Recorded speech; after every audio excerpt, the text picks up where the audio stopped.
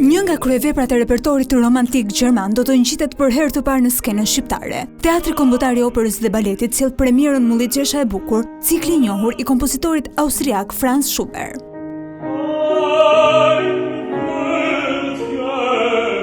Historia ndërtohet mbi 3 shtylla emocionale, shpresën, xhelozinë dhe dëshpërimin, të cilat Schubert i shkrin mjeshtërisht në gjuhën e muzikës dhe vjen në interpretimin e baritonit Artur Vera dhe pianistes Etrita Ibrahimi.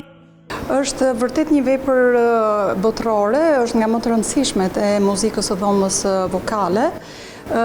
Kështu që më vjen shumë mirë që kemi mundësinë ta prezantojmë në këtë periudhë kur turizmi në Shqipëri është në maksimum dhe besoj që edhe për vetë teatrin është një risi e bukur që të vi si premier një vepër jo e zakonshme për Shqipërinë. Është një cikël lidesh që ka një temë dashurie të një personazhi kryesor pikërisht i cili tregon historinë e tij të dashurisë.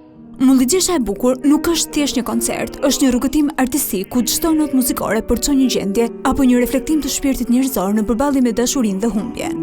Cikli Mulligjesha e bukur është një cikël lidesh të cilat tregojnë një histori, pra një cikël këngësh të cilat tregojnë një histori. Dhe ka një karakteristikë shumë të veçantë sepse janë të ndjera. Nuk janë këngë të mërzitshme ose këngë paritmik, janë të gjalla, të gëzuara dhe në fund të tyre edhe të trishtuara, kanë ndjenjën e melankolisë, prandaj bëjnë bashkë të gjitha ndjenjat. Ky koncert i përqendruar në forcën shpresë të muzikës dhe poezisë, pritet të ofrojë një përvojë unike për artëdashësit sonte në mbrëmje në Teatrin Kombëtar të Operës dhe Baletit.